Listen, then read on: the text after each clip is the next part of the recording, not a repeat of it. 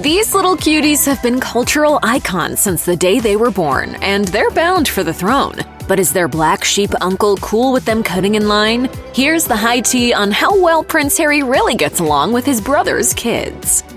The world rejoiced when Prince William and then Duchess Kate welcomed their first child, Prince George. During a charity event at the time, Prince Harry joked, It's fantastic to have another addition to the family. I only hope my brother knows how expensive my baby-sitting charges are. Noting that he embraced his new role as an uncle, Harry explained his duties as being To make sure he has a good upbringing, keep him out of harm's way, and make sure he has fun. The rest of it I leave to the parents. Further reflecting on George's birth in his 2023 book Spare, Harry was excited to pass on his own passions to the little prince, writing, "I couldn't wait to teach him about rugby and the Battle of Rorke's Drift, flying and corridor cricket, and maybe give him a few pointers about how to survive life in the fishbowl." Well before Prince Harry and Meghan Markle left royal life behind, Harry spoke to journalist Angela Levin about his stately status, claiming via the Daily Mail, no one in the royal family wants to be king or queen. Noting that he used this mentality as a way of escaping royal rules and protocols, Harry added, "I spent many years kicking my heels and I didn't want to grow up." Levin then pressed him about his position in the royal line of succession. Once third after his father, King Charles III, and his brother, Prince William, Harry dropped in the ranks as his brother started having children. But even though Harry had nothing but praise for his niece and nephews, there are still politics involved in the royal pedigree. Are you ready? Royal correspondent Valentine Lowe noted in the book Courtiers, The Hidden Power Behind the Crown that Harry feared George would make him irrelevant. Lowe asserted, "He had this thing that he had a shelf life. He would say, I have this time to make this impact because I can, until George turns 18. He was genuinely thinking of it as, I have this platform now for a limited amount of time." Though Prince Harry gushed about Prince George's arrival, there was less excitement when Princess Charlotte was born. But that may have been because he was overseas serving in the military at the time. He reflected on the moment, writing in Spare, "I went to Australia for a round of military exercises, and while there I got word Willie and Kate had welcomed their second child, Charlotte. I was an uncle again and very happy about it." It's very nice to be out of touch from everything. That is probably the nicest bit about this place. Harry initially enlisted to serve a 3-year tour, but ended up serving a decade. While he was glad for the chance to skip out on royal life, he was sad to miss the birth of his niece. He said via the Daily Mail, "I felt very resentful. Being in the army was the best escape I've ever had. I felt as though I was really achieving something. I wasn't a prince, I was just Harry."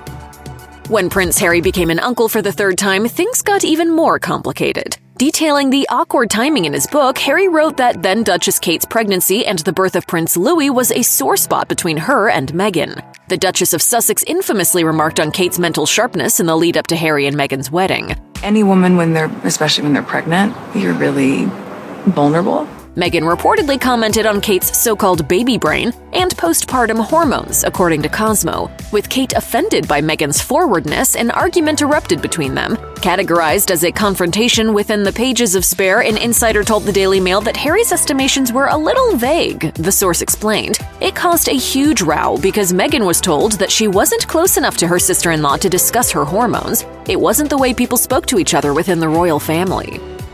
Despite the family politics plaguing their interactions, Princes Harry and William reunited to mourn the death of their grandmother, Queen Elizabeth II. But perhaps one of the sweetest moments came when Harry shared a moment with Charlotte, who was struggling with the Queen's passing. Charlotte and Harry sat next to each other during the Queen's committal service at Westminster Abbey, and as she secured her hat, Charlotte looked to her uncle, who gave her a reassuring smile, to which she smiled back. It was a small gesture during a very grand ceremony, but it showcased the love between the two. Prince Harry definitely had fun uncle potential, but things changed when he became a father himself. When Archie was born in May 2019, the tension between Harry and Meghan and the rest of the royal family quickly came to light. Still, Harry tried to bridge the gap between his and his extended family. I don't know where William and I would be on a relationship level if the British press weren't involved, but we would certainly be a hell of a lot closer than we are now. At the time, Harry's little trio met up with William, then Duchess Kate, and their 3 children at a polo match in 2019. Prince George carefully watched over Archie, who was just 2 months old, and chatted with Meghan throughout the day. It was perhaps one of the only public interactions between Harry and William's children, and gave royal watchers a glimpse into what might have been.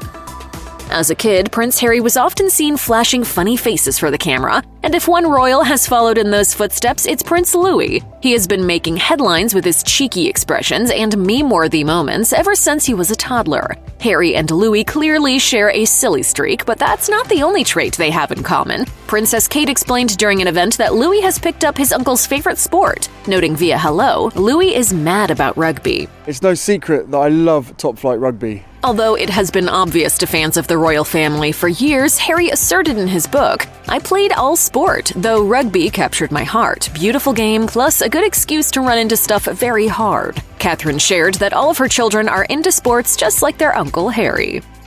As Prince Harry asserts himself as a voice of change within the royal family, he appears to have every intention of breaking generational cycles of alleged abuse. During his press tour for Spare, Harry addressed his concern for Princess Charlotte and Prince Louis, who could easily feel like the Spare that Harry saw himself as too. Harry told ABC, "Who's to say that someone else doesn't fill my shoes and that their partner, whether it's a husband or a wife or boyfriend or a girlfriend, doesn't get treated exactly the same as Meghan did?" But while he may have his worries, Harry alleges in his book that his brother doesn't want him interfering in the children's lives. He wrote, "Though William and I have talked about it once or twice, and he has made it very clear to me that his kids are not my responsibility, I still feel a responsibility, knowing that out of those 3 children, at least one will end up like me, the Spare." Within the family, as such, there's the Spare and the Heir.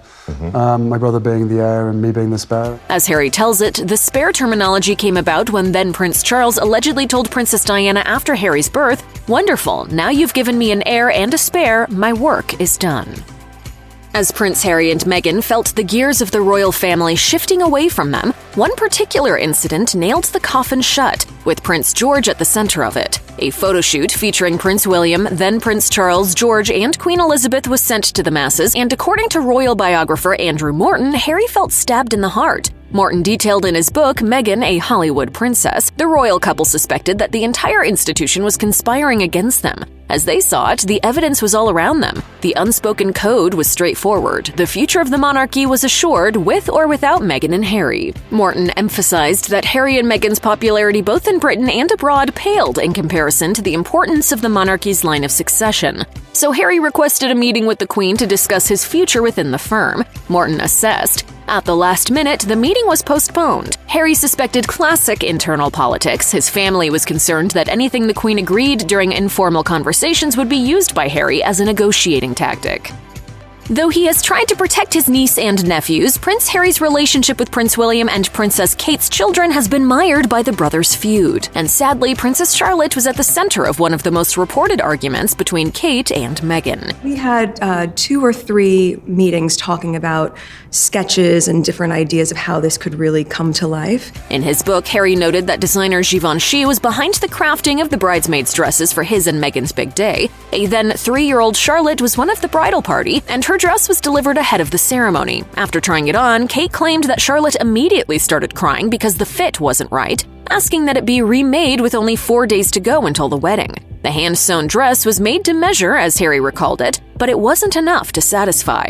According to Harry, such insistence on Kate's part left the bride to be in tears just days before the wedding, and as many of us know, the story of the rift between Meghan and Kate hit the headlines, flipping back and forth on who was to blame and who was left in tears. Only during Meghan's interview with Oprah and Harry's subsequent memoir did the couple seemingly finally set the record straight on the subject. Still, with the royal family unable to comment on the matter, we can only wonder how it really went down.